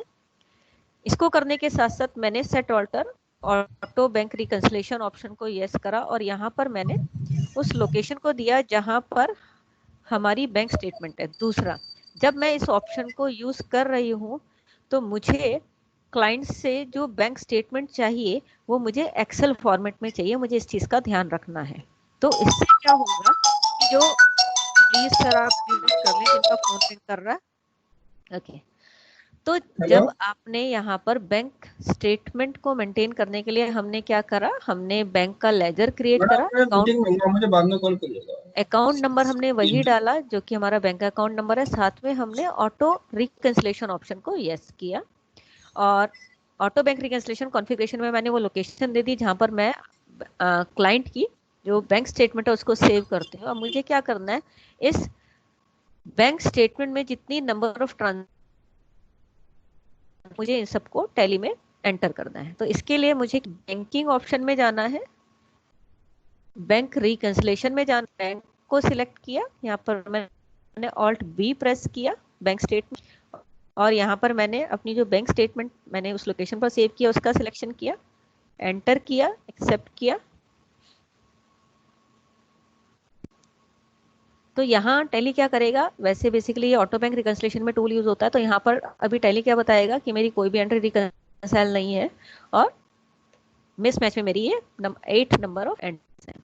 अब मुझे क्या करना है, इस एंट्री को अपने टैली में एंटर करना है। तो सिंपली मुझे लाइक अगर मुझे विड्रॉल है, हमने कैश पे, हमने अनु ट्रेडर को मुझे ये एंट्री करनी है, तो मैंने क्या करना है, यहाँ से क्रिएट वाउचर लिया, अपने आप देखिए पेमेंट वाउचर आ गया है, बैंक आ गया है, अमाउंट आ गया है, डेट आ गई है।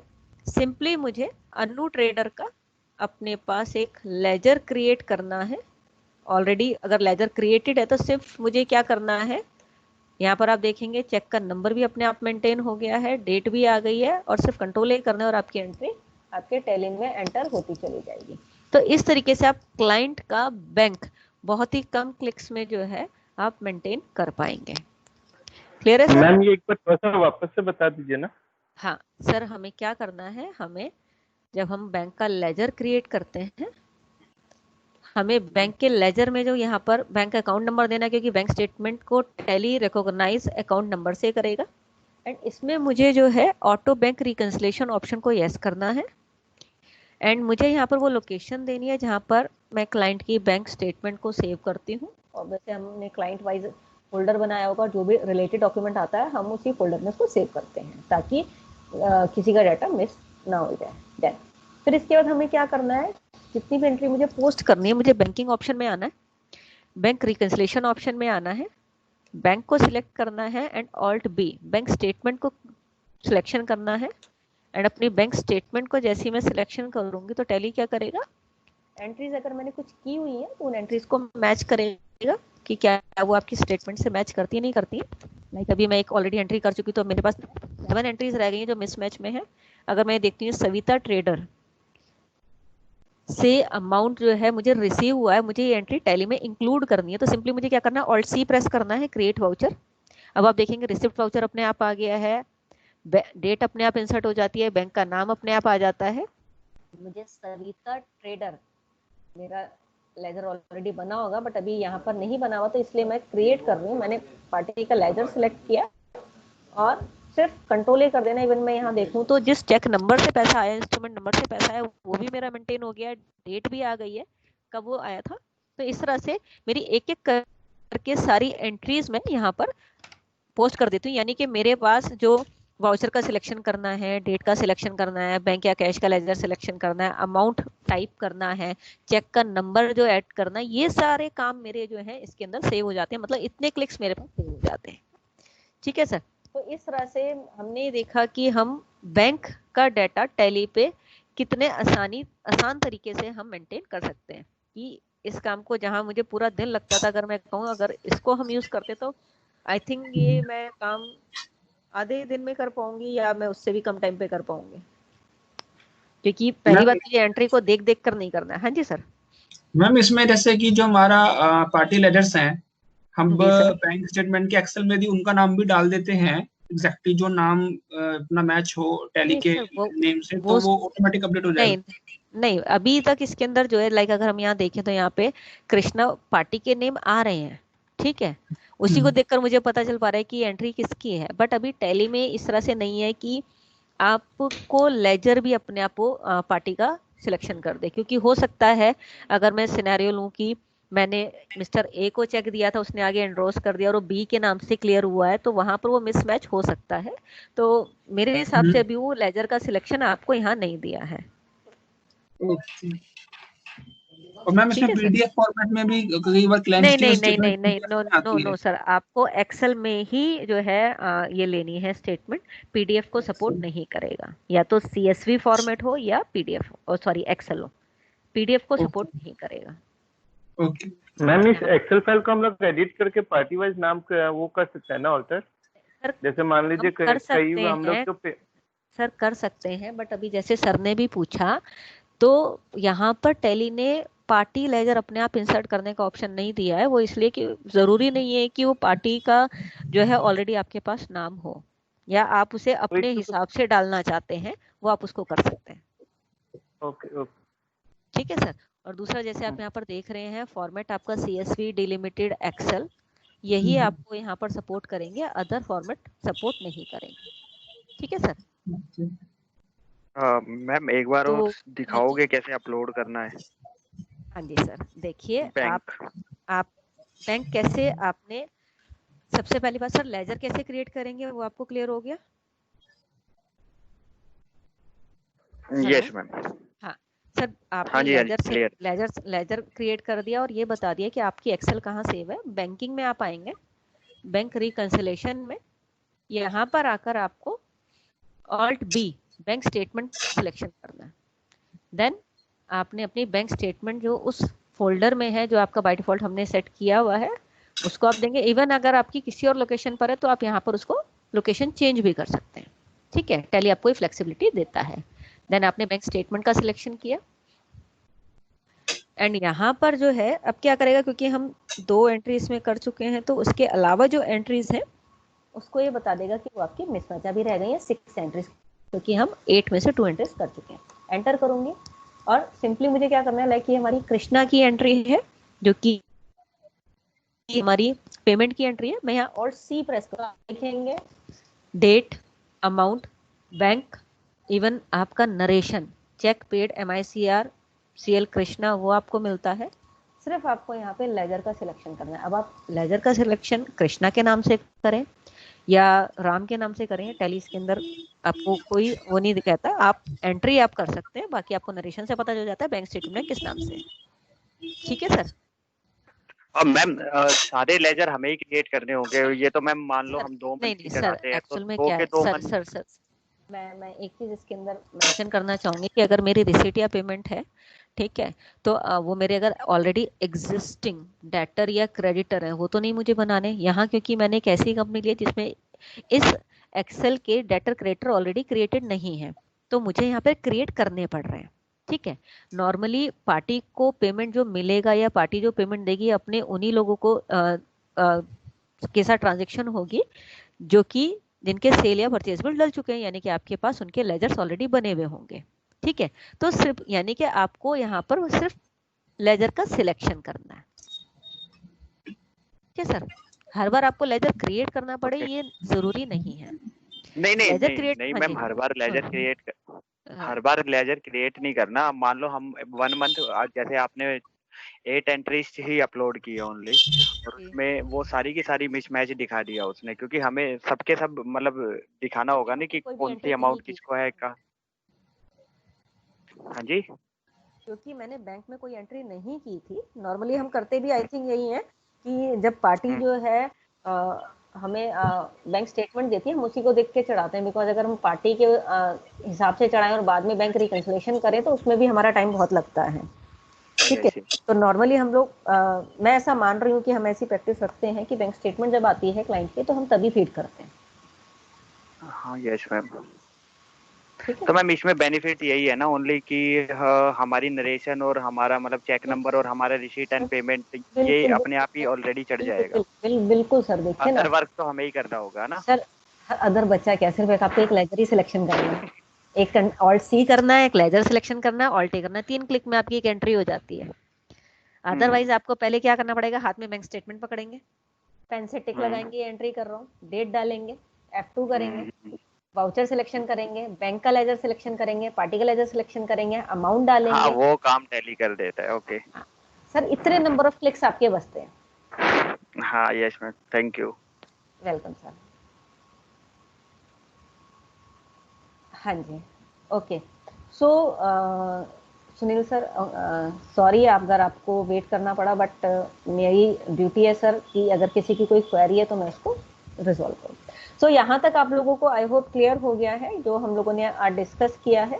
तो हम क्लाइंट को जो हम डाटा देते हैं, जो हमने ये देखा कि अगर हमने एंट्रीज को करेक्ट करके दिया है तो किस तरीके से हम उसको मेंटेन करेंगे, सिक्योरिटी हम कैसे लगाएंगे। तो यहाँ हमने पूरा समझा कि टेक्नोलॉजी का यूज करके हम कॉम्प्लेक्स सिनेरियो को कितना आसान कर सकते हैं, डाटा पे हम अपना पूरा कंट्रोल रख सकते हैं, बैकडेट मॉडिफिकेशंस पे कंट्रोल रख सकते हैं।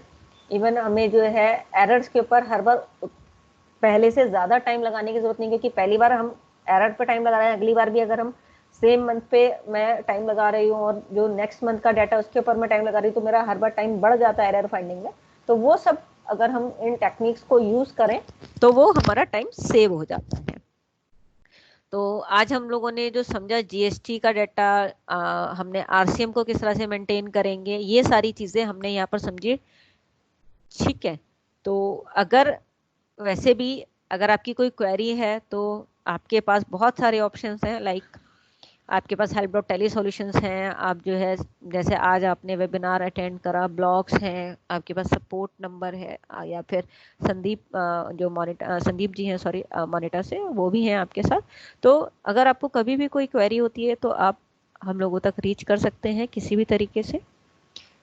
एंड आपके लिए एक सीए कम्युनिटी का अलग से पोर्टल है, एंड आपको पता ही है कि जो है मल्टी यूजर लाइसेंस पे आपको 80% तक का डिस्काउंट है, उसको आप अवेल कर सकते हैं। एंड आप थैंक्स कि आपने ज्वाइन करा। एंड संदीप सर, आप इसके अंदर कुछ ज्वाइन कर कहना चाहेंगे? And Mohit sir. हाँ जी मैम, हाँ जी। हाँ जी, हेलो। हाँ जी सर। मैम एक्चुअली मैं लास्ट बार वो डिस्कनेक्ट हो गया था, आप क्या कह रहे थे लास्ट में, आपने क्या बोला है? हाँ सर, मैं यही कह रही थी, मेरी तरफ से कंप्लीट हो गया, आपने ऐड करना था, प्लीज आप ऐड करें। राइट। तो सर देखिए, ये सेशन जो हमने, ये हमारा एक पहला सेशन था चार्टर्ड अकाउंटेंट्स प्लस ऑडिटिंग पर जो भी आप लोग करते हैं, तो ये सेशन को हम कंटिन्यू करते रहेंगे। अगर सर किसी कुछ किसी ने हैंड रेस किया है, MS से कोई सर हैं जिन्होंने हैंड रेज किया है। तो सर अब अपना प्लीज, अगर आपको जो भी जितना हमने आपको सेशन आपके लिए ऑर्गेनाइज किया है, तो अगर हमारे को मैसेज बॉक्स में फीडबैक दे देंगे ना, तो हमारे लिए एक लर्निंग रहेगा कि हमें और अच्छे से इसमें क्या करना चाहिए। तो जिन जिन आप लोगों ने सेशन को अटेंड किया है, मैं रिक्वेस्ट करूंगा सर अपना प्लीज मैसेज बॉक्स में फीडबैक जरूर डालिएगा। और अब मैं जो आपको 3 चीजें बता रहा था जो टैली में हमने चेंजेस किए हैं, वो क्या है वो समझना बहुत जरूरी है सर। सबसे पहला चेंज जो हमारा आया है वो टैली वर्चुअल यूजर की हमारी एक पॉलिसी आई है। तो थोड़ा ध्यान से समझना सर, 2 मिनट का है बस ये पॉलिसीज, क्योंकि काफी लोग अभी क्लाउड पे जाने की डिस्कशन कर रहे हैं। तो अगर आपका लाइसेंस चाहे सिंगल यूजर है या मल्टी यूजर है, अगर आपका लाइसेंस क्लाउड पे एक्सेस हो रहा है या आप क्लाउड पे एक्सेस करने का प्लान कर रहे हैं, तो आज से मैं अगर 1 जुलाई से पहले की बात करता हूं, तो टैली में कोई भी लैन पे तो आज भी टैली वर्किंग कर सकते हैं। और अभी अगर आपको टैली को क्लाउड पे वर्किंग करना है, तो उसके लिए हमारी पॉलिसीज में चेंज क्या है, हमने एक नए कंसेप्ट को लॉन्च किया है which is called as Tally virtual user, TVU। आपके पास एंग्लो टीम से मेल भी आया होगा या संदीप जी ने भी आपको इन्फॉर्म किया होगा, अगर नहीं भी किया तो मैं आपको फिर भी बता देता हूँ। ये पॉलिसी क्या कहती है सर, कि अगर आपका लाइसेंस क्लाउड पे वर्किंग कर रहे हैं और क्लाउड पे अगर आपको टैली को एक्सेस करना है, तो as a Tally license user आपको हम मल्टी यूजर आप यूज करें तो 10 टैली वर्चुअल यूजर हम आपको इन बिल्ट लाइफ टाइम देंगे। ये काउंट कैसे होता है मैं आपको थोड़ा और गाइड कर देता हूँ कि अगर आपने लाइसेंस को क्लाउड पे एग्जांपल रखा हुआ है, वहां पे आपने डबल क्लिक करके एक टैली ऑन किया और आपका एक टैली वर्चुअल यूजर वो काउंट हो जाएगा। ऐसे ही अगर आपने उसी रिमोट यूजर पे या उसी क्लाउड यूजर पे टैली को दूसरी बार ऑन किया, तो आपका दूसरा टैली वर्चुअल यूजर काउंट हो जाएगा। तो जितने भी आपके आर्टिकल्स हैं या आप लोग हैं या आपका कोई भी पर्सन है क्लाउड पे टैली को एक्सेस कर रहा है और उसको चलाने के लिए अगर वो डबल क्लिक करके ऑन करता है, तो उसका एक टैली वर्चुअल यूजर काउंट हो जाएगा। अब अगर आपको 10 से ज्यादा यूजर्स की रिक्वायरमेंट है और अगर आप अभी भी टैली को क्लाउड पे एक्सेस कर रहे हैं, तो मैं रिक्वेस्ट करूंगा आप प्लीज मोनेटा सॉफ्टवेयर की टीम से टच में रहिए, ताकि आपके जो यूजर्स हैं अगर 10 से ज्यादा आपके यूज हो रहे हैं, तो आपको 31 मार्च 2021 तक आपको ये फ्री ऑफ कॉस्ट मिलेगा, आपसे कोई भी चार्ज नहीं लिया जाएगा। बट अगर आपको 10 यूजर तक आपका वर्किंग चल रहा है, तो आपको कुछ भी करने की नीड नहीं है, आप अपनी टैली को एज इट इज क्लाउड पे यूज कर सकते हैं। तो ये टैली वर्चुअल यूजर के बारे में मुझे 1 मिनट आपको बताना था कि हमारी पॉलिसीज में ऑथराइजेशन पॉलिसीज है, ताकि आपका लाइसेंस सेफ सिक्योर रहे। जो आपने क्लाउड यूज करा है वो वैसे ही करते रहिए, बट उस क्लाउड के एप्लीकेशन पे टैली को एक्सेस करने के लिए हमने अपनी पॉलिसीज में चेंज लाया, राइट। दूसरा पार्ट जो मैं आपसे डिस्कशन कर रहा था कि आपको टैली वर्चुअल यूजर के बारे में तो मैंने बता दिया। सेकंड पार्ट जो हमारा डिस्काउंटेड टैली का है सर, ये जो स्कीम है जो चार्टर्ड अकाउंटेंट्स के लिए स्पेशली, जिसमें हम मल्टी यूजर पे 80% डिस्काउंट देते हैं। 54,000 प्लस टैक्स हमारा मल्टी यूजर प्राइस है, कस्टमर प्राइस। हम एज ए चार्टर्ड अकाउंटेंट को वो 10,800 प्लस टैक्स का हम देते हैं। तो मैं आपसे रिक्वेस्ट करता हूँ कि अगर आपके किसी फ्रेंड सर्कल में कोई भी नोन है जिसने इस स्कीम को अभी बेनिफिट नहीं उठाया है, तो प्लीज उसको बोलिए कि संदीप जी या उनकी टीम से टच करें। अगर वो स्कीम के लिए एलिजिबल है, अगर उनका डाटा जो ICAI में मैच करता है, तो विद इन 2 मिनट्स में उनको लाइसेंस परचेस हो जाएगा। सिद्धार्थ जी आप कुछ कहना चाह रहे हैं, प्लीज सर अनम्यूट करके पूछ सकते हैं। थर्ड जो सर पार्ट है कि अगर आपको लगता है, ये बहुत इंपॉर्टेंट पार्ट है, एज ए चार्टर्ड अकाउंटेंट, अगर आप सब लोग जैसे कुछ लोग एक सर्कल होता है, स्टडी सर्कल होता है, या आप लोगों के चार्टर्ड अकाउंटेंट नॉन में होते हैं, अगर आप लोग ये चाहते हैं कि हम आपके आर्टिकल्स के लिए कुछ सेशन करें, या आपके कोई भी कस्टमर्स हैं जो टैली यूज कर रहे हैं, आप चाहते हैं कि मेरे सारे कस्टमर्स को एक टैली का एक सेशन ऑर्गेनाइज करवा दीजिए, हम लोग डिजिटली सबसे साथ कनेक्ट करेंगे, तो मैं आपको श्योरिटी देता हूँ, मेरा नाम मोहित है, आपको श्योरिटी देता हूँ, आप प्लीज हमें डेट बता दीजिएगा और टॉपिक बता दीजिएगा, हम आपके लिए वो पूरा सेशन अरेंज करके देंगे। हम आपको लिंक भी देंगे, स्पीकर भी हम रहेंगे, A to Z सारी रिस्पॉन्सिबिलिटी हमारी रहेगी। अब ये चाहे आप अपने कस्टमर्स के लिए कर सकते हैं, चाहे अपने आर्टिकल्स के लिए कर सकते हैं, चाहे आपको लगता है कि मेरे को इस सेशन के लिए पर्टिकुलर ट्रेनिंग चाहिए, हम आपके लिए वो भी कर देंगे। और जो जैसे सर ने कुछ क्वेश्चंस पूछा कि रिकॉर्डिंग मिल जाएगी, सर बिल्कुल मिलेगी। हमने इसकी रिकॉर्डिंग का जो सेशन है स्टार्टिंग से ही ऑन कर दिया था, हम आपको इसकी रिकॉर्डिंग का लिंक आपको दे देंगे, आप इसको एज इट इज देख के आपको कोई भी डाउट हो आप क्लियर कर सकते हैं, राइट। तो और सर एक लास्ट 1 मिनट की और डिस्कशन करूंगा कि अगर आपके किसी क्लाइंट के लिए आपको लगता है कि इनको डेमो दिखाना है या इनको कुछ प्रॉब्लम आ रही है या कुछ नया लाइसेंस की कोई रिक्वायरमेंट है या इनका टैली एक्सपायर्ड है, तो उसके लिए भी आप हमें कांटेक्ट कर सकते हैं। मीनाक्षी मैम, एक बार मोनेटा सॉफ्टवेयर की सबकी वो नाम मोबाइल नंबर एक बार मैं तो चैट बॉक्स में, संदीप जी आप लिख दीजिए एक बार चैट बॉक्स में, अगर किसी का कोई डाउट होगा तो वो आपसे डिस्कशन कर लेगा। मैं डाल देता हूँ। ठीक है, तो ये 3-4 चीजें सर जो आपसे डिस्कशन करना था। अगर आपका कोई पर्टिकुलर फीडबैक है, कुछ आपका सजेशन है, आपका कुछ डाउट है, ये कुछ भी आप डिस्कशन करना चाहते हैं तो please we are available for you. आप हमें अभी भी पूछ सकते हैं, इस कॉल के बाद भी पूछ सकते हैं। हेलो, हाँ जी तुम बताइए सर। हाँ जी सर, ये टेस्ट जो क्लाउड टैली है इसमें अभी भी जो है स्टैच्यूटरी रिपोर्ट नहीं शो हो रही है, स्टैच्यूटरी रिपोर्ट की प्रॉब्लम है। तो थोड़ा क्लाउड टैली में कैसे सर, ये जो issue ट्रिप है। की बात, ये ट्रिप की बात कर रहे हैं, किसकी बात कर रहे हैं आप, किसकी बात, थोड़ा सा मेरे को बता दीजिए डेफिनेशन। ये जो ऑनलाइन टैली, जैसे हम डिफरेंट लोकेशन से बैठ के ऑपरेट करते हैं टैली को, तो जो अपना जो क्लाउड अपने क्लाइंट रहते हैं उन पे जो है स्टैच्यूटरी रिपोर्टिंग नहीं खुलती है। अच्छा, हाँ जी, एक बार संदीप जी एक बार, हाँ बिल्कुल ठीक है सर। सर एक बार अपना संदीप जी एक बार अपना नंबर दे दीजिए, आप संदीप जी को जानते होंगे सर, उनकी टीम को।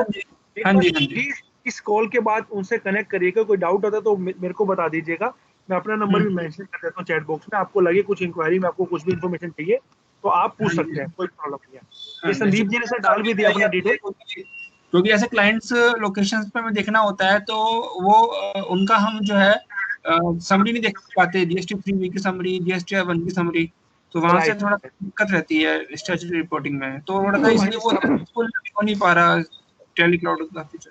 बिल्कुल ठीक है सर, तो मैं आपके सामने मैंने डिटेल दे दी है सर, एक बार आप प्लीज डिस्कशन कर लीजिएगा, कुछ भी डाउट होगा तो संदीप जी से मैं बात कर लूंगा, आपको इसका सोल्यूशन हम दे देंगे। ओके सर, ठीक है, तो सर बस ये 3-4 चीज आपसे डिस्कशन करनी थी कि एक तो ट्रिप के बाद, सॉरी टैली वर्चुअल यूजर के बारे में बताना था, एक आपको जो है डिस्काउंटेड टैली का जो चल रहा है उसके बारे में बताना था। देन उसके बाद हमने आपको जो आपके आर्टिकल्स के लिए, आपके कस्टमर्स के लिए, किसी के लिए भी आपको लगता है कि आपको ये सेशन ऑर्गेनाइज करवाना चाहिए, आप प्लीज हमें इन्फॉर्म करिए, हम ये सारा कुछ करके देंगे। Okay, thank you. Right sir, so thank you so much to all of you and all thanks to Moneta software team, जिन्होंने आपको इतना हार्ड वर्क करके आपको इनवाइट किया। दीपक, दिलखुश, कविता मैम, देन संदीप जी, बहुत लोगों ने आपको इसके लिए पर्टिकुलर पिंग करके आपको इनवाइट किया है। तो बाकी सर कोई भी डाउट हो तो we are available for you, आप कभी भी हमें कॉल